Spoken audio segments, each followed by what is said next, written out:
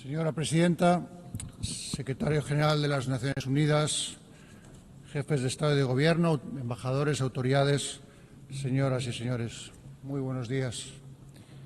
Comparezco hoy ante ustedes, los delegados y delegadas de los Estados miembros de las Naciones Unidas, en el año que se cumple el 80 aniversario de su fundación.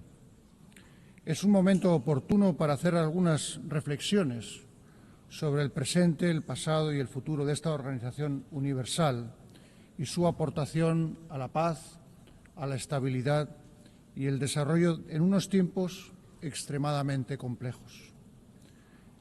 Este es un mundo trepidante y desbocado, que en demasiadas ocasiones nos sitúa ante el vértigo del precipicio, en el que no faltan voces que preconizan el fin del multilateralismo y la obsolescencia e ineficacia de las Naciones Unidas. Es el efecto, se nos dice, de la sustitución de una lógica de diálogo y cooperación por una lógica de competencia, rivalidad y tensiones extremas. ¿No es ese el mundo al que estamos abocados? Oímos decir, sino el mundo en que ya estamos inmersos.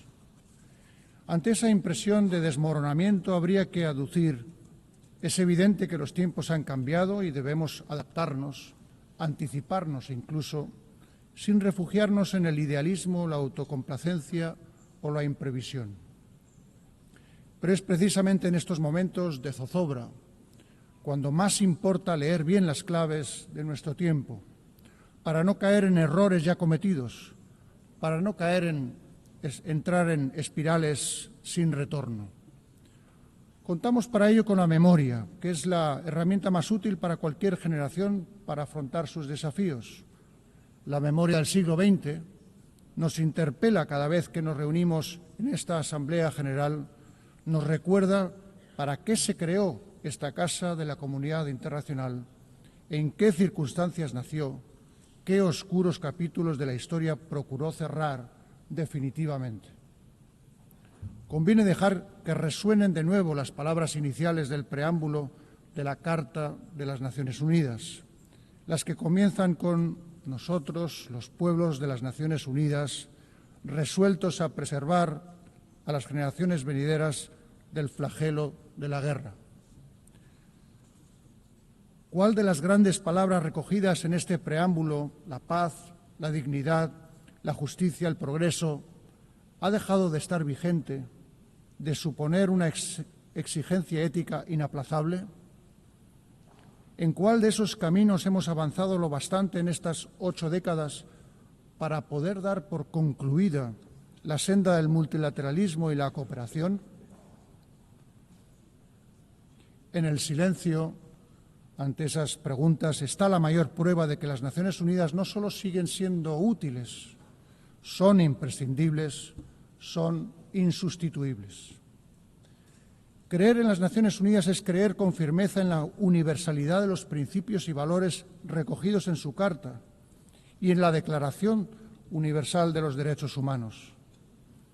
Es eludir la tentación de modularlos con particularismos, con relativismos, con excepciones. Porque la dignidad del ser humano no es negociable. Creer en las Naciones Unidas es también creer en un mundo basado en normas. Las normas generan conductas a las que se ciñe la enorme mayoría de los actores internacionales. Incluso cuando se incumplen o se vulneran, hay base para reivindicarlas, para hacerlas valer. Las normas son la voz de la razón aplicada a las relaciones internacionales, la mejor defensa que tenemos ante la ley del más fuerte. Un mundo sin normas es una terra incógnita. Un tiempo sin normas es una Edad Media. El camino que nos propone la Carta de las Naciones Unidas está llena de obstáculos y nunca acabaremos de recorrerlo del todo. Por eso es tan valioso el ejemplo de tantas personas comprometidas con sus valores y principios, personas que trabajan en condiciones extremas a riesgo de su libertad, su integridad física o incluso de su vida, en un mundo asolado por el conflicto en demasiadas regiones. Lo estamos viendo en el continente europeo, en Ucrania, con la guerra desencadenada por la agresión no provocada e injustificable de Rusia, en violación de la soberanía y la integridad territorial del país. La paz en Europa no será posible sin justicia, sin responsabilidad. España seguirá apoyando todos los esfuerzos encaminados a lograr una paz justa y duradera, basada en los principios de la legalidad internacional, el respeto a los derechos humanos y la rendición de cuentas. Lo vemos también en toda su crudeza en Oriente Próximo, en Palestina, en la Franja de Gaza. No podemos guardar silencio ni mirar hacia el otro lado ante la devastación, los bombardeos, incluso de hospitales, escuelas o lugares de refugio, ante tantas muertes entre la población civil o ante la hambruna y el desplazamiento forzoso de cientos de miles de personas. ¿Con qué destino? Son actos aberrantes que están en las antípodas de todo lo que este foro representa. Repugnan a la conciencia humana y avergüenzan al conjunto de la comunidad internacional. España es un pueblo profundamente orgulloso de sus raíces sefardíes. Cuando hablamos al pueblo de Israel, estamos hablando a un pueblo de hermanos, un pueblo que cuando regresa a España, a Córdoba, Toledo, Sevilla, Barcelona y tantos otros lugares, regresa a su casa. Ese fue el principio inspirador de la ley por la que en 2015, y con amplio consenso, se concedió la nacionalidad española a los descendientes de los judíos sefardíes originarios de España. Por eso nos duele tanto, nos cuesta tanto comprender lo que el gobierno israelí está haciendo en la Franja de Gaza.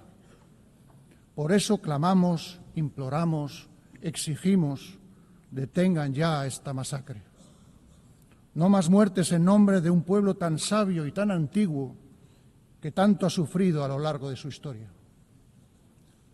Seamos claros, condenamos rotundamente el execrable terrorismo de Hamás y especialmente aquella matanza brutal del 7 de octubre de 2023 contra la población israelí y reconocemos el derecho de Israel a defenderse.